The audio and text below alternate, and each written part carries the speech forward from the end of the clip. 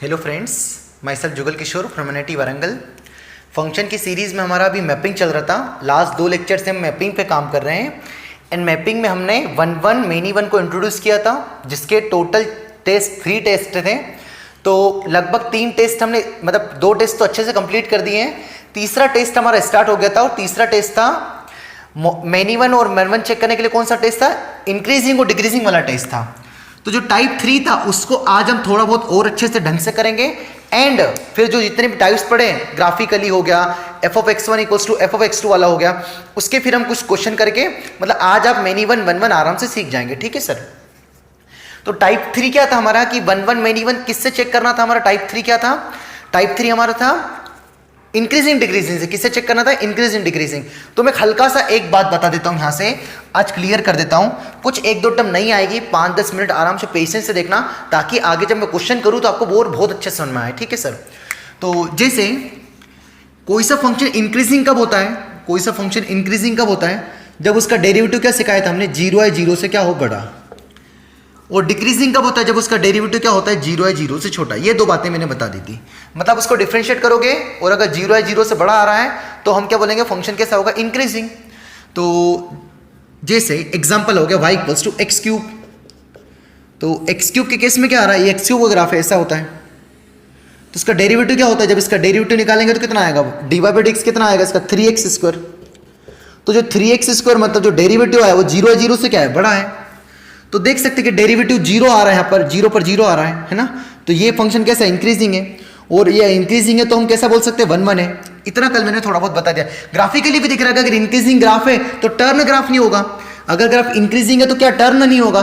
Turn हो जाता तो क्या हो जाता है? मेनी 1 2 जगह कट करेगा। इसलिए same here if you take here y = suppose ले लिया आपने -(x3), तो इसका डेरिवेटिव भी कितना आएगा? यहाँ से डेरिवेटिव इसका dy/dx कितना आएगा? यहाँ से -(3x²). और हमें पता है कि -(3x²) ऑलवेज क्या होता है? 0 से छोटा। ग्राफिकली भी देखेंगे तो इसका ग्राफ इस तरीके से कुछ आएगा। ये कैसे आया ग्राफ? वैल्यू पुट कर दो, 1 रखो, 2 रखो, 3 रखो, बच्चों जैसे पुट करो, आंसर आएंगे। ठीक है सर। तो ये भी कैसा फंक्शन है? ये भी कैसा फंक्शन है? 1-1 फंक्शन है। ठीक है। ये हमारा डेरिवेटिव का प्रूफ था। ठीक है। हो क्या रहा है यहाँ से कि यहाँ पर डेरिवेटिव क्या मिला? 0 पर डेरिवेटिव क्या मिल रहा है? 0 पर 0 रखा तो dy/dx की वैल्यू कितनी है? 0। तो 0 पर @x = 0 पर समझना है ना, काम की बात समझना। अब मैं दोनों डायग्राम हटा रहा हूं, काम की बात क्या बताना चाह रहा हूं वो समझना। इस पहले वाले एग्जांपल से, है ना, बिल्कुल बहुत इत्मीनान से समझना, फिर हम क्वेश्चन भी करेंगे ना तो आपको क्लियर हो जाएगा आज। जैसे @x = 0, सिंगल एक पॉइंट पर डेरिवेटिव क्या आ रहा है? 0। सिंगल एक पॉइंट पर डेरिवेटिव क्या आ रहा है? 0। कब? क्यूबिक के केस में। किस पॉइंट पर डेरिवेटिव आ रहा है? 0 पर। तो 0 पर @x = 0, देखना बिल्कुल आराम से पक्का क्लियर हो जाएगा। @x = 0 पर dy/dx की वैल्यू क्या 0 आ रही है? हाँ आ रही है। देखो रखो 0 × 3 0, और dy/dx 0 आ रहा है। ऐसे भी देख सकते हो कि 0 पर dy/dx की वैल्यू कितनी आ रही है? 0। ठीक है सर। अच्छा, तो 0 पर @x = 0 पर ये किसके लिए मातापची कर रहा हूं मैं? dy/dx के लिए। तो 0 पर dy/dx की वैल्यू कितनी आ रही है? 0 से हल्का सा बड़ा नंबर रखा, कोई सा पॉजिटिव नंबर। तो कोई सा पॉजिटिव नंबर रखा तो उसका स्क्वायर भी क्या आएगा? पॉजिटिव नंबर आएगा। उसमें 3 का गुणा करेंगे तब भी कैसा नंबर आएगा? पॉजिटिव आएगा। तो वहां पर भी dy/dx की वैल्यू कैसी आई? पॉजिटिव। तो जब हम ये, तो 0 कब मिला था? जब x 0 रखा तो dy/dx क्या आया? 0। समझना, जब हमने 0 से हल्का सा बड़ा नंबर रखा, 0+ रखा, तो dy/dx कैसा आ रहा है? कुछ हल्का सा बड़ा नंबर आ रहा है। मैंने जब 0- रखा, 0- का स्क्वायर अगेन क्या आ जाएगा? कुछ 0- मतलब नेगेटिव नंबर, कोई सा नेगेटिव नंबर रखा है तो उसका हल्का सा स्क्वायर क्या आएगा? पॉजिटिव। उसमें 3 का गुणा किया तो क्या आएगा? पॉजिटिव। तो dy/dx, मैं फंक्शन की बात नहीं कर रहा हूं, फंक्शन तो 0- पर 0- देगा, dy/dx क्या आ रहा है? पॉजिटिव। सर क्या बताना क्या चाहते हो? 5 मिनट पेशेंस रखना, ये आ जाएगा। ये टाइप इंक्रीजिंग डिक्रीजिंग जब पढ़ाऊंगा AOD, वहां पर भी आएगा भैया। बट हम सीखना चाह रहे हैं, कुछ अच्छा करने के लिए थोड़ा पेशेंस चाहिए। आप सोचो कि सब जेई सीधे सीधे समझ लो, नहीं पॉसिबल है। आपको थोड़ा पेशेंस रखना पड़ेगा। आराम से बस देखते जाओ, जो चल रहा है वो समझ में आ रहा है कि नहीं वो देखो, फिर क्लिक करेगा हाँ सर क्या बताना चाह रहे हैं। तो x पर dy/dx 0, 0+ पर dy/dx 0, 0- पर dy/dx 0। ये एग्जाम्पल आपके सामने लिखा है। ठीक है सर, है ना। अब मैं एक और एग्जाम्पल लेता हूं। जैसे कोई सा क्वाड्रेटिक होता था, y = कुछ भी ले लो, से x square plus x plus one, ठीक है सर, कुछ भी ले लो। तो इसका ग्राफ कैसे बनेगा, पैराबोला अपवर्ड बनेगा, इतना पता है हमें। और यहां पर डेरिवेटिव क्या होता है, जीरो। यहां पर डी वाई बाई एक्स क्या होगा, जीरो। तो किस पॉइंट पर D Y by X zero होगा, डी वाई बाई एक्स निकाल लेते हैं इसका। तो एफ डैश वाई डैश कितना आएगा, इसका डेरिवेटिव कितना आएगा, 2x प्लस 1। तो जब -1/2 रखोगे तो -1/2 into 2 -1 plus 1 zero. So at x equals to -1/2 पर -1/2 पर D Y by D X कितना आ रहा है, जीरो। जब आपने -1/2 से हल्का सा बड़ा नंबर रखा, कुछ पॉजिटिव नंबर रखा, हल्का सा बड़ा नंबर रखा, हल्का सा बड़ा नंबर रखा, तो -1/2 है, ये डेरिवेटिव कितना है, -1/2। आपने -1/2 से क्या रखा, हल्का सा बड़ा नंबर रखा, तो ये नंबर ओवरऑल क्या हो गया, छोटा हो गया, तो ये नंबर कैसा आ जाएगा, पॉजिटिव आ जाएगा। जब आपने यहाँ पर -1/2 पर डेरिवेटिव क्या आ रहा है, जीरो आ रहा है, तो ये हल्का सा बड़ा नंबर रखोगे तो डेरिवेटिव क्या मिल रहा है, देखो इंक्रीजिंग ग्राफ आ रहा है, तो D Y by D X कैसा आ रहा है, पॉजिटिव आ रहा है।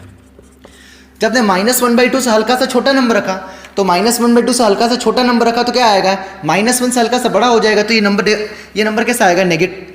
ये -1/2 आपने क्या रखा था, 2 इंटू -1/2 से हल्का सा बड़ा नंबर, तो ये नंबर कैसा रहेगा, +1। तो कैसा रहेगा यहाँ से, ये नंबर कैसा रहेगा यहाँ से, ये 2 से 2 क्या हो गया, कैंसिल, तो ये नंबर क्या आएगा, -1 से हल्का सा बड़ा +1। तो ये -1 है और ये 1 है, तो -1 से हल्का सा बड़ा मतलब इस साइड, तो ये कुछ रहेगा, तो ये उसमें से 1 में से माइनस करोगे तो क्या आएगा, 0 प्लस मतलब पॉजिटिव ही तो आएगा। अब क्या रखा आपने, -1/2 से हल्का सा छोटा नंबर। आप ये समझो कि -1/2 से हल्का सा छोटा नंबर रखेंगे तो ये नंबर कैसा आएगा, ये नंबर कैसा आएगा, नेगेटिव आएगा। क्या बोल रहा हूँ मैं, रख के दिखाता हूँ। -1/2 से हल्का सा क्या रखा मैंने, नेगेटिव नंबर रखा, मतलब जैसे यहाँ पर कौन है, -1/2 है, समझना।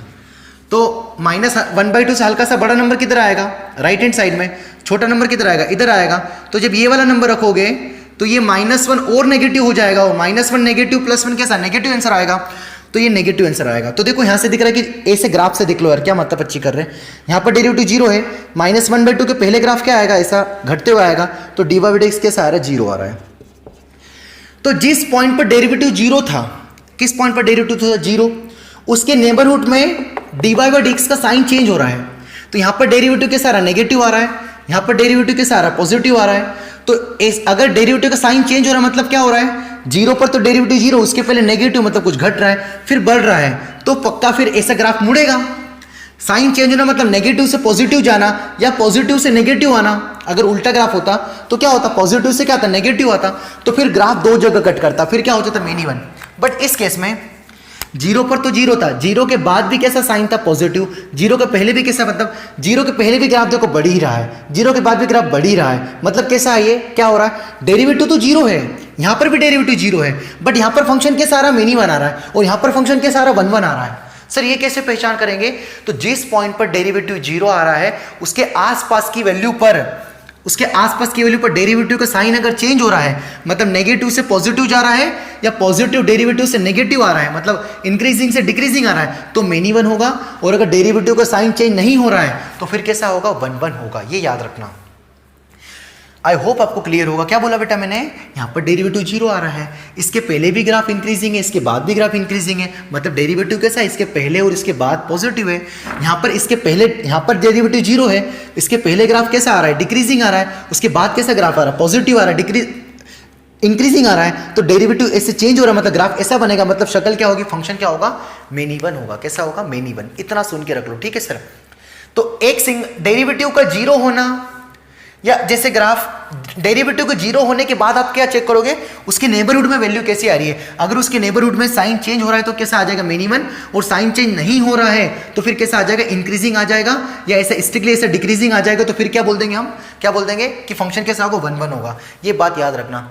दोनों केस में इस पॉइंट पर डेरिवेटिव क्या आ रहा था, जीरो आ रहा था, D Y by D X क्या आ रहा था, जीरो। अगर ग्राफ इतना लेते, केवल अगर ग्राफ कितना लेता, मैं इतना लेता, तो आपने फिर क्या बोल दिया कि आपने ग्राफ कौन सा लिया, इतना लिया, फिर तो 1 1 आता, या आधा पढ़ ले तो फिर तो 1 1 आता। मेरा ये मतलब है कि अगर जिस पॉइंट पर डेरिवेटिव जीरो आ रहा है उसके नेबरहुड में वैल्यू चेक कर लो, उसके नेबरहुड में अगर डेरिवेटिव का साइन चेंज हो रहा है, मतलब नेगेटिव से पॉजिटिव आ रहा है या पॉजिटिव से नेगेटिव आ रहा है, तो वहां पर क्या आ जाएगा, मिनी वन आ जाएगा, और साइन चेंज नहीं हो रहा है तो फिर क्या आ जाएगा, 1 1 हो जाएगा। इन दोनों ग्राफ से आपको हल्का फुल्का समझ में आया होगा। अब मैं लेता हूं एग्जाम्पल ताकि और अच्छे समझ में आ जाए, ठीक है सर। तो अब हम करते हैं फर्स्ट एग्जाम्पल्स। नहीं आए समझ में तो भी चिल करना, ये कंसेप्ट नहीं आया ना इतना लिख के नोट करके रखना। एओडी में तब तक आप बहुत मेच्योर हो जाओगे फंक्शन में, आप इनवर्स पढ़ लोगे, लिमिट्स पढ़ लोगे, कंटिन्यूटी पढ़ लोगे, डिफरेंशियबिलिटी पढ़ लोगे, बहुत सारी तमाम चीज़ें पढ़ लोगे, इतने में आपको फिर वहाँ पर फील हो जाएगा। ये सब एओडी में हम पढ़ेंगे, ग्राफ बनाना, कॉन्केविटी चेक करना, इंक्रीजिंग डिक्रीजिंग पढ़ेंगे, बस अभी इतना देख के रख लो। फिर भी हम कोशिश कर रहे हैं कि आपको थोड़ा बहुत समझ में आए, आराम से, थोड़ा तो पेशेंस लगेगा, ठीक है सर। नहीं आए तो दुखी मत होना, बस नोट करके रखना अगर आपको ढंग से सीखना है तो। मैं एग्जांपल्स करवा रहा हूं भाई, अभी एग्जांपल्स करा रहा हूं, उससे पक्का क्लियर हो जाएगा। हाँ सर, तो फर्स्ट एग्जांपल क्या हमारा कि x cube minus 3x square plus 5x plus 3 क्या चेक करना है, ये 1 1 है कि मैनी 1 है। तो एक तरीका तो क्या ग्राफ बनाएंगे इसका, हाँ। एक तरीका कि एफ ऑफ एक्स वन बराबर एफ ऑफ एक्स टू, पागल हो जाएंगे हम, परेशान हो जाएंगे। दूसरा तरीका क्या होगा कि इंक्रीजिंग डिक्रीजिंग वाला तरीका। तो मैंने क्या निकाला इसका dy बाई डी एक्स, तो इसका एफ डी सिक्स कितना आएगा 3x स्क्वायर, क्योंकि हम डेरिवेटिव वाली मेथड से कर रहे हैं। वो जब मैंने पढ़ा है ना, अगर नहीं समझ में आया तो चिल करो यार, एग्जाम्पल देखो उससे पक्का समझ में आएगा, ठीक है। तो 3x स्क्वायर माइनस कितना आ गया 4x प्लस 5 आ गया, तो एफ डी सिक्स यहाँ से ये आ गया, ठीक है। तो हमने क्या सीखा कि अगर F D six strictly increasing आ गया फिर तो कोई दिक्कत वाली बात ही नहीं है। अब अगर जीरो आ जाए तो थोड़ा सोचना पड़ेगा, बस थोड़ा सोचना पड़ेगा, ज़्यादा नहीं। अगर डेरिवेटिव जीरो आ जाए तो फिर क्या सोचना पड़ेगा, उसके नेबरहुड में अगर डेरिवेटिव जीरो आ जाए तो उसके नेबरहुड में अगर ग्राफ उसके डेरिवेटिव के नेबरहुड वाली वैल्यू पर प्लस से माइनस हो रहा है या माइनस से प्लस हो रहा है तो मैनी वन होगा। मैं एग्जांपल लूंगा वैसा, टेंशन मत लो। इसको देखो, तो 3x square minus 4x plus 5 आ गया, ये एक क्वाड्रेटिक है। तो ये वाली क्वाड्रेटिक कैसी हुई, इसका a कितना आया 1, ए कितना आया इसका 3, समझना अच्छा सवाल है। b minus 4 and c 5, d calculate किया तो d कितना आया 16 माइनस 4 इंटू 3 इंटू 5, बोले तो 16 माइनस कितना आएगा 12 इंटू 5 60, तो d नेगेटिव आ गया। d नेगेटिव आने का मतलब क्या होता है, किसी भी क्वाड्रेटिक का d नेगेटिव आना, और उसका a कैसा इसका पॉजिटिव है, ध्यान से देखो। तो ग्राफ कैसा बनेगा, पूरा एक्स एक्सिस के ऊपर बनेगा, पैराबोला अपवर्ड होगा। तो यूं मत सोचना कि पैराबोला अपवर्ड आ गया तो फंक्शन कैसा आ गया, मैनी वन आ गया। हमें उसके डेरिवेटिव के 1 1 मैनी वन के बारे में नहीं पूछा है। क्या बोला मैंने कि सर इसका ये तो ग्राफ, ये सर इसका ग्राफ तो ऐसा आएगा सर, ऊपर बनेगा और ऐसा आएगा तो मैनी वन। इसके डेरिवेटिव के 1 1 मैनी वन के बारे में नहीं पूछा है, हम इसके फंक्शन के बारे में पूछा कि 1 1 है कि मैनी वन है। तो ये ग्राफ केवल आपको ये शो कर रहा है कि ये जो भी ग्राफ बनेगा पैराबोला अपवर्ड होगा, डी नेगेटिव होगा तो पूरा ग्राफ अपवर्ड बनेगा, क्योंकि ग्राफ कट नहीं करेगा। क्योंकि ये हमें ये पता है ना कि d लेस देन जीरो होता है तो ग्राफ पूरा अपवर्ड बनता है, अगर a पॉजिटिव है। अगर d जीरो है तो ग्राफ टच करके जाता है, ऐसे ये वाली पिक्चर होती है। और d ग्रेटर देन जीरो होता है मतलब रूट्स रियल होते हैं तो फिर कट करता है, दो रूट्स होते हैं। इसमें एक कॉमन रूट होता है मतलब रिपीटेड रूट होते हैं, और इसमें तो एक भी रूट्स नहीं होता है। तो ये ग्राफ पूरा ऊपर बना है, मतलब पूरा ऊपर बना मतलब कुछ भी x रखोगे तो क्वाड्रेटिक कैसी वैल्यू देगा, स्ट्रिक्टली पॉजिटिव। इसका मतलब क्या कि कुछ भी x रखो इस क्वाड्रेटिक में वैल्यू कैसी आएगी, पॉजिटिव आएगी। जैसे आपने क्या रखा, जीरो रखा तो 0 0 5 पॉजिटिव आया, 1 रखा कितना आएगा 3 माइनस 4 कितना होगा -1 प्लस 5 कितना आएगा 4 आएगा, तब भी स्ट्रिक्टली क्या आएगा, पॉजिटिव। मतलब इसका डेरिवेटिव क्या आया, हमेशा कैसा आया, स्ट्रिक्टली पॉजिटिव। मतलब फंक्शन कैसा हो गया, इंक्रीजिंग हो गया। सर डेरिवेटिव जीरो आया ही नहीं, फिर तो बहुत अच्छी बात है, बहुत अच्छी बात है। मतलब जीरो आया ही नहीं, फिर तो बहुत अच्छी बात है। जीरो आता तो थोड़ा सोचेंगे, वो मैं करूँगा एग्जाम्पल से, टेंशन मत लो, ठीक है सर। तो यहाँ से क्या आ रहा है कि यहाँ से क्या मतलब हमें कि डी नेगेटिव आ गया, इसका मतलब क्या है कि डी नेगेटिव आ गया मतलब क्वाड्रेटिक बन गई। नहीं, डी नेगेटिव आ गया मतलब ये वाला फंक्शन क्वाड्रेटिक कैसा होगा, हमेशा जीरो से बड़ा होगा। कुछ भी एक्स रखोगे स्ट्रिक्टली पॉजिटिव आएगा, मतलब फंक्शन कैसा है, इंक्रीजिंग है। और अगर फंक्शन इंक्रीजिंग है तो हेंस क्या बोल सकते हैं, कैसा होगा, इंजेक्टिव। कैसा होगा, इंजेक्टिव। मतलब कैसा होगा, 1 1 होगा। कैसा होगा, 1 1 होगा। तो क्यूबिक वाले फंक्शन को इसे निकाल के देख सकते हैं। सर वो जीरो वाला केस बताओ, हम करते हैं एग्जाम्पल, ठीक है सर। अब मैं लेता हूं एग्जाम्पल नंबर 2। हाँ सर, तो क्वेश्चन नंबर क्या करेंगे, एग्जाम्पल नंबर 2। तो एग्जाम्पल नंबर 2 क्या है, find the value of p for which the function f(x) equals to x cube minus 2x square minus px plus 1 is 1 1। आराम से करते हैं इसको, ये बहुत कुछ सिखाएगा आपको। हमें क्यूबिक पॉलिनोमियल गिवन है, ये पहला क्वेश्चन है, ठीक है आज का। तो ये क्यूबिक पॉलिनोमियल है, फर्स्ट क्वेश्चन है आई थिंक यार, है ना, फर्स्ट ही नहीं सेकंड क्वेश्चन है, ठीक है। ये क्यूबिक पॉलिनोमियल है, f(x) equals to x cube minus 2x square minus px plus 1। ये कैसा फंक्शन है, 1 1। तो p की ऐसी वैल्यू बताना जिसके लिए 1 1 हो, ठीक है सर। थोड़ी देर पहले ये किया था हमने क्यूबिक, और वो हमने निकाला था कि कैसा आया था, 1 1 आया था, ठीक है सर। तो कोई सा ही फंक्शन 1 1 कब होगा, या तो स्ट्रिक्टली इंक्रीजिंग हो या तो क्या हो स्ट्रिक्टली डिक्रीजिंग हो, ऐसा हो तो क्या कहलाता है हमारा 1 1। तो मैंने क्या निकाला, इसका डेरिवेटिव निकाला। तो डेरिवेटिव निकाला कितना आएगा इसका एफ डैश एक्स, तो कितना आएगा 3x² minus 4x minus p आ गया। ये इसका कौन आ गया डेरिवेटिव, तो dy बाई डी एक्स आ गया। तो एफ डैश एक्स, तो हमें क्या चाहिए, अगर एफ डैश एक्स पॉजिटिव आ गया, हमें क्या चाहिए एफ डैश एक्स क्या चाहिए, एफ डैश एक्स कैसा होना चाहिए, 0 या 0 से क्या होना चाहिए बड़ा, dy बाई डी एक्स क्या होना चाहिए 0 या 0 से क्या होना चाहिए बड़ा। तो फंक्शन कैसा कहलाता है हमारा इंक्रीजिंग, तो हमारा फंक्शन क्या कहलाता है इंक्रीजिंग, ठीक है सर। अच्छा तो करते हैं हम इसको, तो कोई सा भी क्वाड्रेटिक ये इस क्वाड्रेटिक को लिखता हूं मैं ध्यान से, इसको यहां पर लिखता हूं quadratic 3x² minus 4x minus p, ये क्वाड्रेटिक। इसका a कैसा है देखो ध्यान से, a 3 है मतलब a पॉजिटिव है। तो पैराबोला कैसा बनेगा अपवर्ड, तो पैराबोला अपवर्ड बनेगा तो ग्राफ ऐसा बन सकता है, ग्राफ ऐसा बन सकता है, या ग्राफ ऐसा बन सकता है। अगर ये केस ले लिया तो यहां पर ये क्वाड्रेटिक कुछ इंटरवल में नेगेटिव दे रहा है और बाकी वाले इंटरवल में कैसी वैल्यू दे रहा है पॉजिटिव। यहां पर क्वाड्रेटिक कैसी वैल्यू दे रहा है, पॉजिटिव भी दे रहा है और 0 भी दे रहा है। मतलब यहां पर अगर ये d 0 वाला केस है, ये d लेस देन 0 वाला केस है, और ये वाला क्या है d greater than equal to 0 वाला केस है। तो d greater than equal to 0 में 2 फैक्टर आएंगे इसके, कितने फैक्टर्स आएंगे इसके 2 फैक्टर्स। इसमें क्या आएंगे सेम फैक्टर आएंगे तो स्क्वायर आ जाएगा, d equal to 0 equal roots, तो जब x माइनस अल्फा और x माइनस अल्फा तो परफेक्ट स्क्वायर हो जाएगा, और इसमें रूट्स ही नहीं आएंगे तो यहाँ पर स्ट्रिक्टली क्या आएगा ग्राफ ऊपर बनेगा। मतलब हर एक x पर क्वाड्रेटिक की वैल्यू कैसी आएगी पॉजिटिव आएगी, कैसी आएगी वैल्यू पॉजिटिव आएगी। तो अगर इस क्वाड्रेटिक का मैं d लेस देन 0 करता हूं तो मुझे हर एक x पर क्वाड्रेटिक कैसा देगा वैल्यू पॉजिटिव।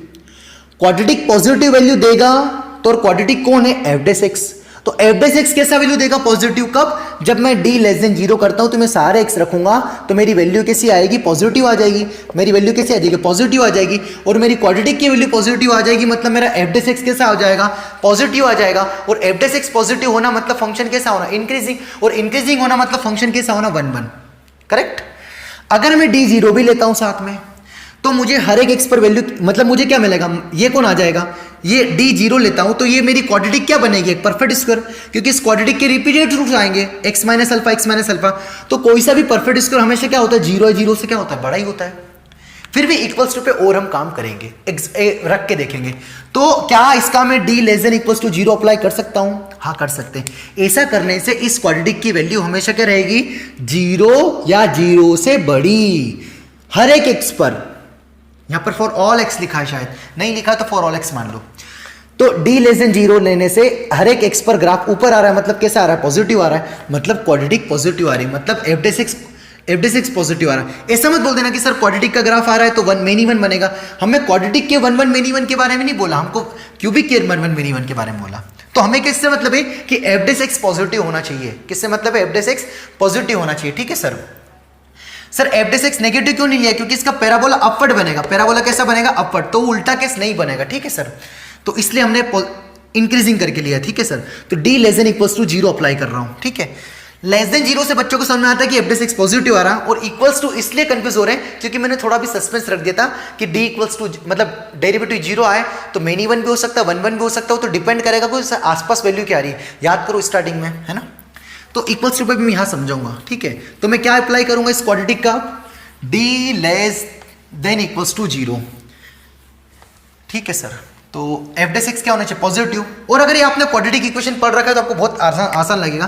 तो d less than equals to 0, तो d कितना बताओ 60 minus 4 into 3 into minus p is less than equals to 0। So 16 minus 12 plus 12p is less than equals to 0। So कितना मिलेगा यहाँ से 12p is less than equals to कितना मिलेगा -16, ठीक है। तो p इज लेस देन कितना आएगा -16/12, किससे कैंसिल करूँ 4 से कैंसिल कर दो, कितना आएगा यहाँ से p is less than equals to -4/3, ठीक है सर।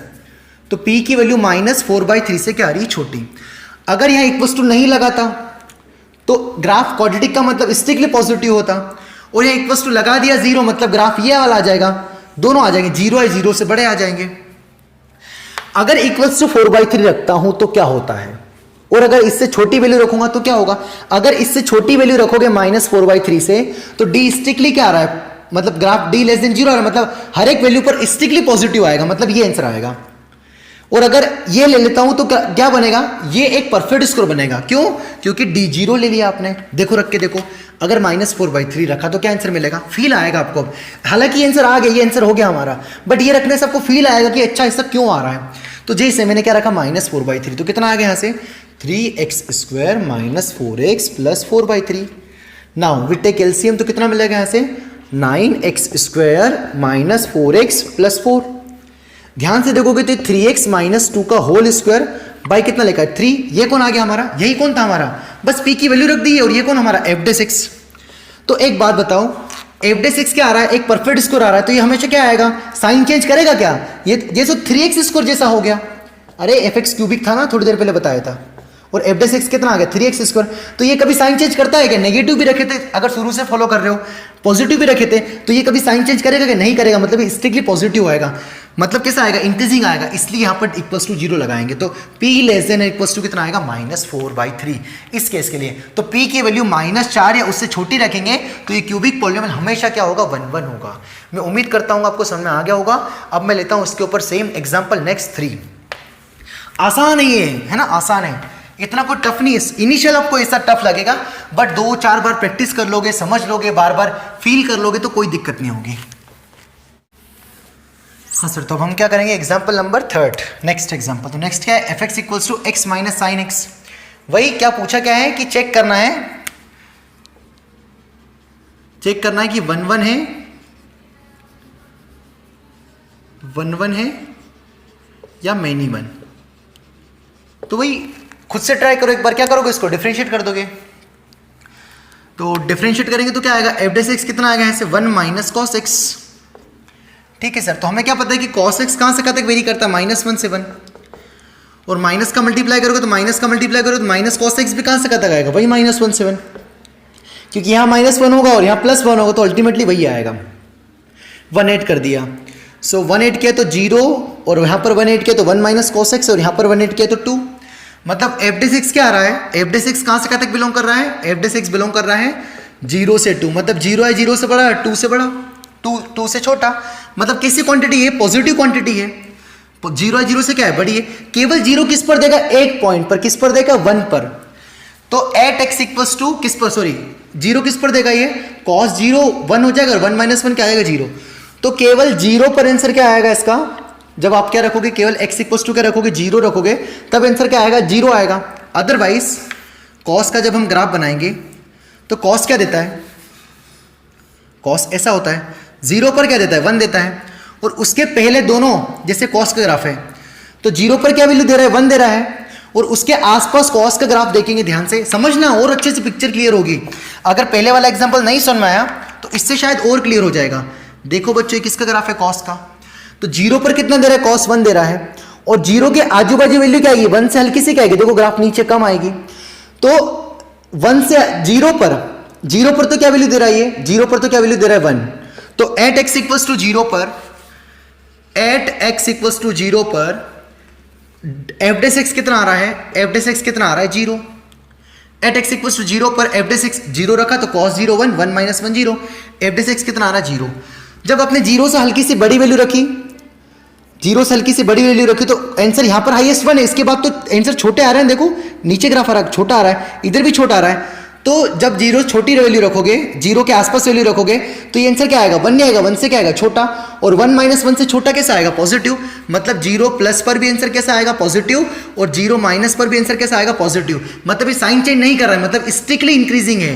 ये कैसा है, स्ट्रिक्टली इंक्रीजिंग है। मैंने बताया था, तीसरा क्वेश्चन हो गया, अगर साइन चेंज नहीं करता है f' dy/dx, अगर साइन चेंज करेगा तो ऐसा जाएगा, तो क्या आएगा many 1, और साइन चेंज नहीं करेगा तो फिर स्ट्रिक्टली इंक्रीजिंग आएगा।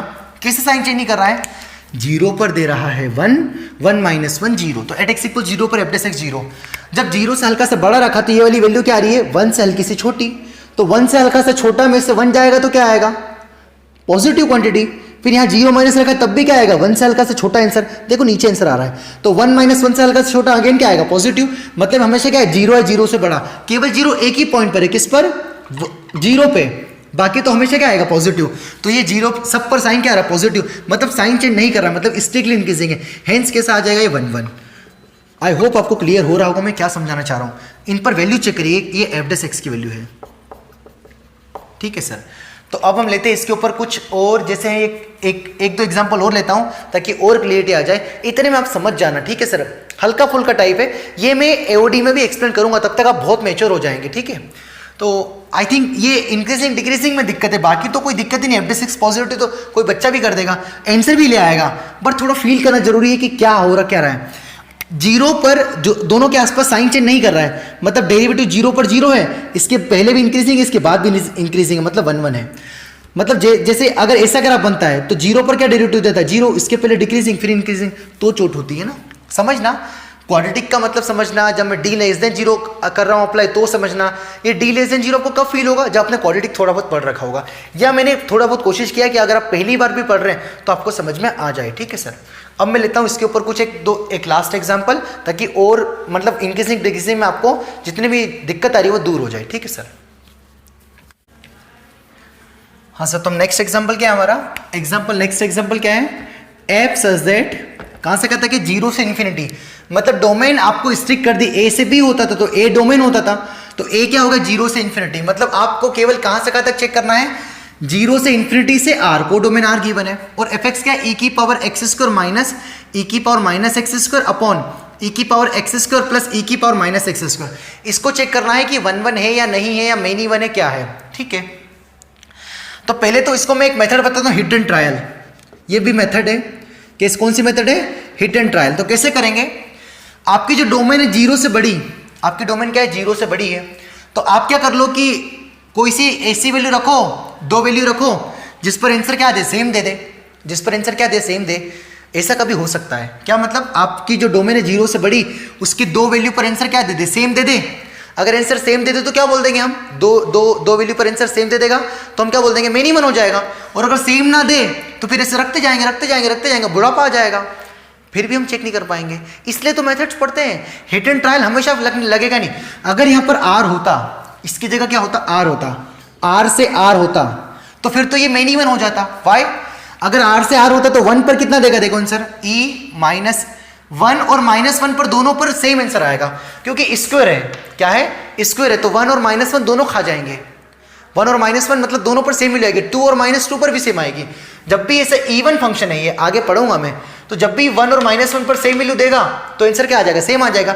बट उन्होंने आर इसलिए नहीं दिया क्योंकि अगर आर देता तो ये तो बकवास सवाल हो जाता। फिर किससे जाते, हिट एंड ट्रायल से। ऐसे भी सोच सकते हैं कि आपने दो वैल्यू रखी और जिस पर सेम आंसर दे दे तो तुरंत बोल देना कि मेनी वन है। आपको तो 1 1 मेनी वन है या नहीं है इससे मतलब है, ठीक है सर। तो ऐसे भी सोच सकते हो। कब, बट यहाँ पर क्या देते, जीरो से बड़ा, तो आप 1 और -1 तो रख नहीं सकते, केवल आप 1 रख सकते हो, ठीक है सर। तो फिर अगर ऐसा हो, फिर 1 रख के देखोगे, फिर 2, सर आर होता तो फिर तो सोच सकते थे, फिर और किस पर देगा, तो इससे परेशान हो जाएंगे। तो हम क्या करेंगे, सीधे इस केस में डेरिवेटिव निकालेंगे। तो FD6 कितना आएगा। अब इसका डेरिवेटिव में बड़ी दिक्कत है, आपको आता है कि नहीं आता है। मैं लगाता हूँ डिवाइड रूल। ये डिवाइड रूल होता है dy/dx of f upon g, एक मिनट, है ना, ये डिवाइड रूल होता है dy/dx of f upon g। कितना होता है ये, g into derivative of f minus f into derivative of g upon g का होल स्क्वायर, है ना। करते अप्लाई यहाँ पर, तो कितना आएगा डिवाइड रूल से, g एज इट इज रहेगा ना। मैं ये नहीं आए तब भी दुखी मत होना, सर हर क्वेश्चन में तो ऐसा बोल रहे हैं, क्या करें बेटा, हम भी मजबूर है आपको ऐसा सवाल करवाने के लिए, है ना। हम सिंपल कितना कराएंगे, ये भी सिंपल ही है वैसे, बस नए नए कंसेप्ट यूज हो रहे हैं, तुमको लिख के रखो, इसलिए बोलो नोट्स बनाओ, बार बार देखो तब क्लियर होगा। उसी से क्वेश्चन ढूंढो, लगाओ। सिंगेज में खूब सवाल दिए हैं, इतने क्वेश्चन देखने के बाद है ना, जब एक बार जेईई मेंस के क्वेश्चन देखोगे ना तो ऐसा लगेगा कि तो हलवा ही है, मतलब आसान है, ऐसा लगेगा आपको, ठीक है। माइनस कौन आएगा, ये एज इट इज आ जाएगा, ई की power X square minus E की power minus X square into derivative of denominator. Derivative of denominator मतलब जी, तो कितना आएगा इसका डेरिवेटिव, जी का डेरिवेटिव ई की power X square plus E की power minus X square upon नीचे कौन आएगा इसका होल स्क्वायर, तो ई की power X square plus E की पावर माइनस एक्स स्क्वायर का होल स्क्वायर, ठीक है सर। तो करता हूँ मैं, बस इसको यहीं पे खत्म कर दूंगा, ई की power X square plus E की पावर माइनस एक्स स्क्वायर। अच्छे से देखना, इसका ई की पावर एक्स का डेरिवेटिव ई की पावर एक्स ही होता है, तो फिर एक्स स्क्वायर का कितना आ जाएगा 2x, ई की पावर माइनस एक्स स्क्वायर का डेरिवेटिव ई की पावर माइनस एक्स स्क्वायर, और माइनस एक्स स्क्वायर का डेरिवेटिव क्या आएगा -2x, तो कितना आ जाएगा +2x यहाँ से, ठीक है सर। फिर माइनस कितना आएगा यहाँ से, ये इज इट इज रहेगा e की power X square minus e की power minus X square into e की पावर एक्स स्क्वायर का डेरिवेटिव अगेन e की power X square into 2x, और यहाँ पर कितना आएगा माइनस 2x इंटू ई की पावर माइनस एक्स स्क्वायर। क्यों? क्योंकि e की पावर माइनस एक्स स्क्वायर का माइनस एक्स स्क्वायर और माइनस एक्स स्क्वायर का कितना आएगा माइनस 2x, तो ये आ गया है ना मल्टीप्लाई। अपन डिवाइड वाला तो लिख देंगे है ना, डिवाइड में उसका होल स्क्वायर आ जाएगा। अब मैं यहाँ पर लिख रहा हूँ ऊपर सिंप्लीफाई करने पर क्या बचा, तो सिंप्लीफाई करने पर कितना बचा यहाँ से, इसका अंदर क्या हो जाएगा, ये 2x, ये अलग अलग है ना, अलग अलग है सॉरी, तो करते हैं इसको सिंप्लीफाई। तो पहले e की पावर एक्स स्क्वायर का मल्टीप्लाई होगा, तो e की power X square into E की पावर एक्स स्क्वायर कितना आ जाएगा यहाँ से, e की पावर एक्स स्क्वायर, कैलकुलेशन काफ़ी है बट ठीक है, e की power X square into E की पावर एक्स स्क्वायर कितना आ जाएगा 2x e की पावर 2x स्क्वायर, अरे एक्स स्क्वायर ऐड हो जाएगा, फिर e की power X square into E की पावर माइनस एक्स स्क्वायर कितना बचेगा 1, 0 हो जाएगा, e की पावर 0 1 हो जाएगा, अकेला क्या बचेगा 2x। आई होप इतना कैलकुलेशन आपको आता होगा। सेम यहाँ पर कितना आएगा e की power minus X square into E की पावर एक्स स्क्वायर कितना आएगा, फिर 0, e की पावर 0 1 आ जाएगा, फिर कितना बचेगा 2x, और 2x कितना आ जाएगा यहाँ से 4x, फिर e की power minus X square into E की पावर माइनस एक्स स्क्वायर कितना बचेगा 2 टाइम्स ऑफ, तो प्लस कितना बचेगा 2x टाइम्स ऑफ e की पावर माइनस 2x स्क्वायर। अब यहाँ पर क्या बचेगा बीच में माइनस है, तो मैं क्या लगा रहा हूँ ब्रैकेट, e की पावर एक्स स्क्वायर का अगेन e की पावर एक्स स्क्वायर मल्टीप्लाई अगर कितना आएगा 2x e की पावर 2x स्क्वायर, फिर e की पावर x का यहाँ पर होगा तो कितना है, कैंसिल होकर कितना बचेगा, ये तो 1 बचेगा, तो माइनस का 2x बचेगा इस बार, ठीक है सर। फिर e की पावर माइनस एक्स स्क्वायर का किस में होगा, यहाँ पर होगा, तो ये कैंसिल अगेन 1, तो फिर कितना बचेगा 2x, फिर किसका बचेगा माइनस का, तो ये माइनस का 4x हो जाएगा इस बार, है ना, कैलकुलेशन है ये। e की power minus square into minus कितना आ जाएगा प्लस आ जाएगा, तो प्लस कितना बचेगा 2 टाइम्स ऑफ e की power x into minus X square, ठीक है सर। तो करते सिंप्लीफाई अब, तो जब माइनस का मल्टीप्लाई करें तो ये और ये आपस में क्या हो जाएंगे कैंसिल, सेम माइनस का मल्टीप्लाई करें ये और ये आपस में क्या हो जाएगा कैंसिल, माइनस माइनस कितना आएगा प्लस, तो 8x अपॉन क्या बचेगा डिनोमिनेटर ला क्या बचेगा e की पावर कितना बचेगा एक्स स्क्वायर प्लस e की पावर माइनस एक्स स्क्वायर का होल स्क्वायर, और ये x के साथ दे रखा है पॉजिटिव दे रखा है, और ये डिनोमिनेटर हमेशा क्या है पॉजिटिव, मतलब ये हमेशा क्या है 0 0 से क्या है बड़ा, मतलब फंक्शन कैसा इंक्रीजिंग है, मतलब कैसा आ गया 1 1। केवल ये सवाल इसलिए टफ है क्योंकि क्या आ रहा है, इतना रामायण क्या आ रही है, क्या आ रहा है डिफरेंशिएशन आराम से करो, इत्मीनान से करो, थोड़ा बहुत आपको डिफरेंशिएशन आता होगा, या अगर ये सवाल मत करो इसको स्किप कर दो, जब मैं डेरिवेटिव सिखा दूंगा तब इसको कर लेना, बस डिफरेंशिएट किया हो। डिफरेंशिएट क्या आ रहा है सर, एक्स आ रहा है, एक्स नेगेटिव भी तो हो सकता नहीं, एक्स किस तरह का 0 है 0 से बड़ा, ठीक है सर, तो ये डेरिवेटिव क्या रहा है हमेशा 0 है 0 से बड़ा, तो डिफरेंशिएशन पॉजिटिव आ रहा है, मतलब कैसा है ये नंबर कैसा है इंक्रीजिंग है, मतलब कैसा आ जाएगा 1 1 आ जाएगा, ठीक है सर।